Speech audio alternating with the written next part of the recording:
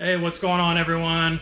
Alex back at the shop here. Today I got my father Duane with me, and we're going to talk about some things that have come up with paddling kayaks in the industry with weight capacities, especially if you're heavier, 250, 300 pounds, 350 pounds, and things you need to look at when you're looking to purchase a kayak, because it's going to vary greatly the heavier you are versus, a 200-pound man for what kind of boat you can get into.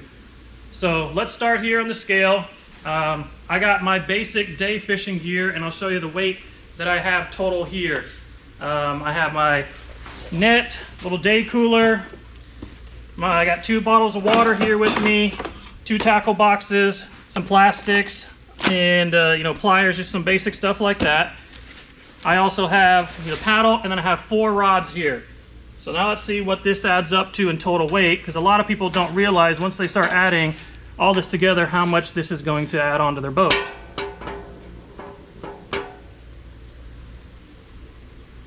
So we are just over 30 pounds of extra gear that I take just on a day fishing trip.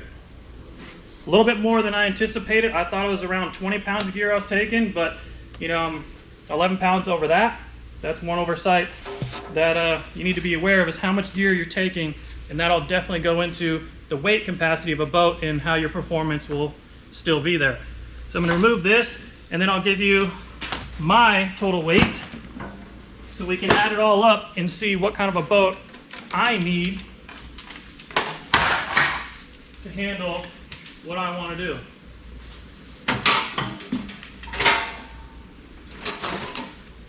I'm a big boy, so I anticipate this to be, where are we at?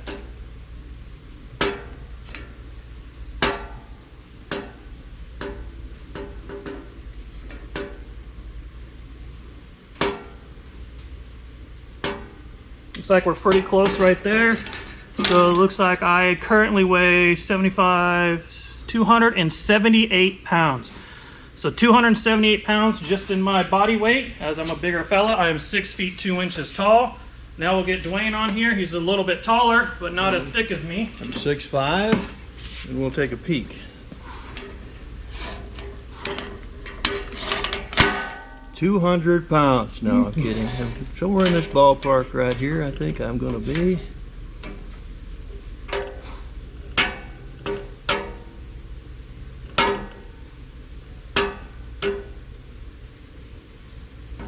Still touching the line. About 258. Always in shape. Yep. So 20 pounds difference between the two of us. And Justin behind the camera, what do you weigh, Justin? What do you think you're tapping in at? I'm weighing in at about $175. I'm the little guy in the shop. So Justin, 100 pounds less than me. That's something you really got to consider when you're getting into looking at getting a boat. The body weight, how much gear you're taking, and that factors into the boat capacity, so you can still get all the performance you want out of it without losing performance, because that's what you don't want to have happen. When we look at a few boats, I just got a few set up here of different makes and models that we'll just start talking about weight capacity, seats, and stuff like that to look at and consider. This is, just to run over them real quick, I got a Wilderness Systems Tarka 100. This is about 7 years old. I got a Old Town Sportsman 106, a Bonafide SS 127, a Jackson U-Pick, and a Wilderness Systems Recon 120. And I really want to start with a little bit of backdrop into, the history of bigger capacity boats and what that all means. So I'll bring in my dad once more.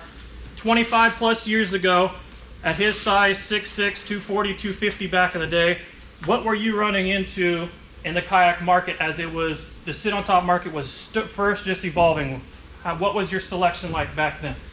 Well, basically 35 years ago, there were none of these boats here that we're staring at. These colorful creatures were not available 35 years ago. So we had canoes, and we had some whitewater kayaks, and that's what we ran. When these first came out, Ocean Kayak came out with the Scrambler and then the Frenzy, and we wondered what those were. Those are head scratchers. But we kind of got into those. So secondly, they came out with something called the Malibu 2. Well, the Malibu 2, you could change that seat, put it in the middle, and paddle it from the middle. So a big wide tandem kayak became my solo kayak. This was about 5 years ago. And so it's been a progression, and now I own, of the kayak world, probably 30 different kayaks that fit me. How about that?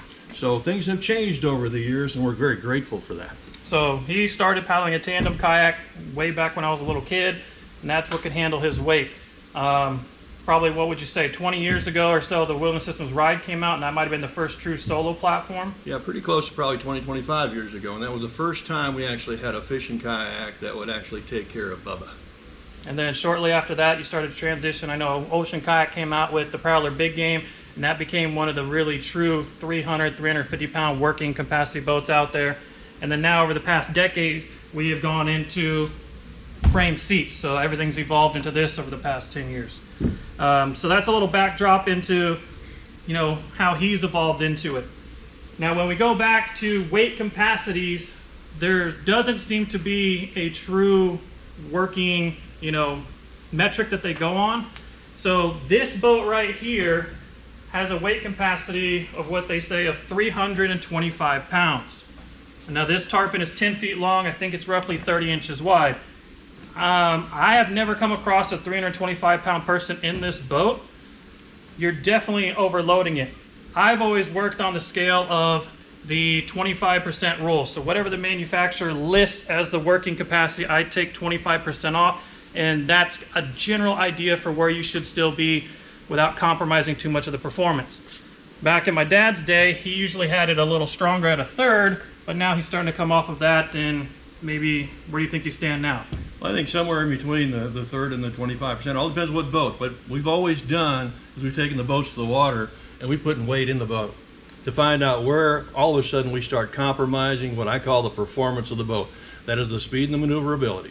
Once we start compromising that, as far as I'm concerned, we're overloading the boat. Now we might have a freeboard of 3 inches, but that boat does not paddle well when it's sunk that deep into the water.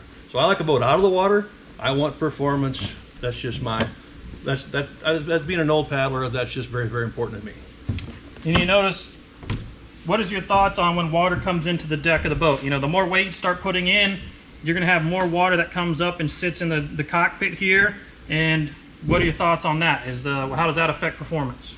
This is just fairly new now too, since people are standing up in boats and things of that nature, and Bubba wants to stand up. So sometimes people built these things way lower, so you only have about this much floor or this much before they're in the water. So the scuppers are actually underneath the water as far as the deck goes.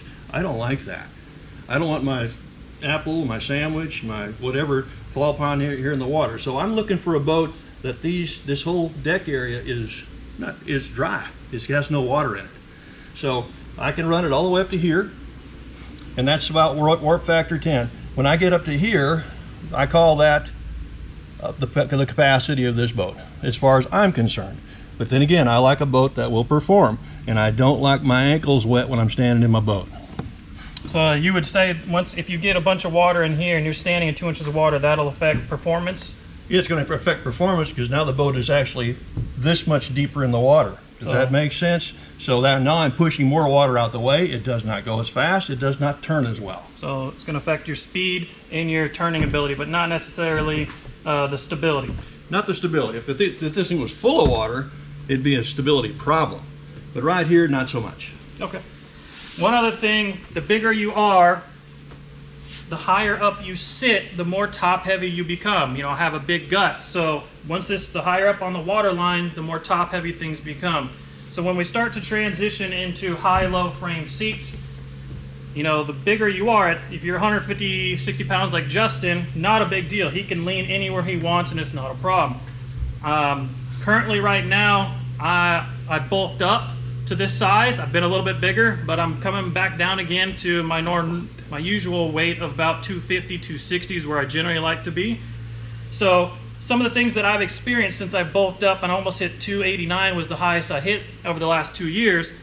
So packing on an extra 30 to 40 pounds, some things that I noticed is my gut obviously got bigger.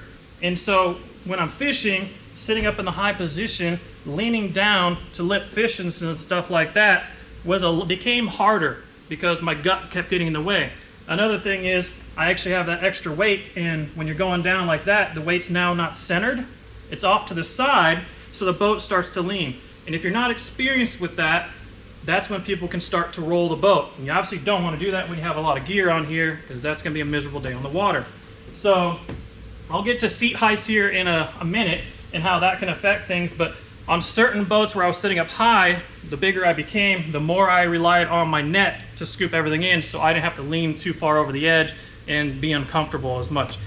And keep in mind, this is just raw paddling, what we went through today. If you're gonna put a motor, fish finder, and all that on there, you gotta include all that extra weight to find out how much capacity your boat has to where you don't sacrifice any of the performance like Duane was talking about. Now we'll get to some of the seats. You know, so we have a variety of different brands here. This is just to showcase. There's different heights off the deck that you want to be aware of. The higher up you sit, like I said, the more top heavy you become, but the more comfortable it generally is to sit up higher, and easier it is to stand and sight fish and stuff like that. So that's the pros of that. Also, what I want to go through and show you, there's different widths here in the seats, and that can really affect if you're 350 pounds and when you sit here and you widen out, if these straps are going to be pinching you tight, or if they're pretty comfortable and relaxed for a 6-8 hour trip. So we'll just run through a few of those real quick. So here, like Old Town Sportsman 106, you can measure it to the top, but I usually like to come back and measure it to where the bottom's going to sit. So you're probably more around a 6.5 inch off the deck, because you're going to sink down here. So that's about 6.5 inches over there. The tarpon doesn't matter, but let's just go and scale a couple of these. The Bonafide here is going to be one of the highest probably on the market today. And you can see back here, we're 13 inches. So yeah, that's almost double, or just over double what the Sportsman is in the high position. So you can definitely see how high this boat is, and your water line is going to be, when I'm in this boat, probably right down into here. So if I want to just get a base judgment of that, yeah, I mean, we're way off, 16 plus inches or so off the water, and that's quite a ways you got to reach down. When I was referring to earlier, the bigger you are, the harder it is to get down here and lift the fishes, so you're probably going to sit there and start netting. But being up this high is insanely awesome when your center mass is dead center. Once you start leaning on these boats, they'll become tippy. You any experience with that, Duane? No, the bottom line, this is a pontoon style boat, so as long as my weight stays within these invisible walls that go straight on up, this boat's solid as a rock. Stand on it all day long. Once I come out here and get from here on over outside, now I have a tendency to fall out the boat. The boat will probably right itself, but I'll have a tendency to fall over, and that's what you want to avoid. All right, I'm gonna get two quick measurements on this is the Jackson U-Pick. This one is about 10 inches, so nice 4 inches or so higher than a Sportsman, just a couple inches shorter than the Bonafide. And here's the Recon 120. That one's a little bit higher, that's 12 inches. So a solid foot off the deck. Now I just want to talk about the width of the seat. Every manufacturer builds seats and want to accommodate it for their specific boats. The heavier you are, like I referred to earlier, the bigger you are, you really want to sit in a boat before you ever buy one. Don't ever buy one blind. You want to make sure that the boat fits you and the seat fits you as well. And that'll come into play here. On the strap systems here, when you sit, these will be pressed right on your hips. You want to make sure these aren't pushing out like so, and that'll create tight points and rub you raw and stuff like that over hours and hours in the water. So just in a relaxed state, the Recon is 19 inches wide on the strap portion. The U-Pick,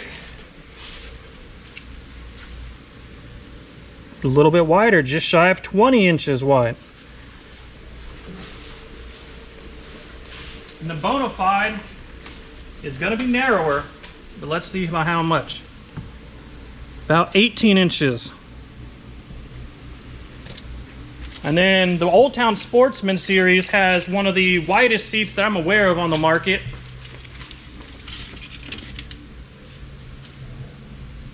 You're just shy of, we're at 21 inches wide. So definitely sit in the boats before you buy them. Make sure the seats feel comfortable to you.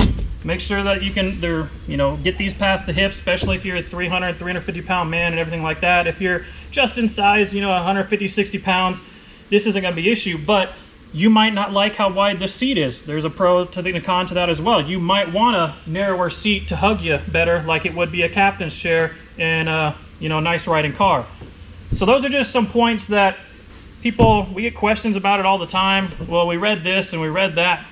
Yeah, every manufacturer is going to have something regarding the weights and stuff like that, but you're definitely losing majority of your performance, I would say, when you go up to scale to their numbers.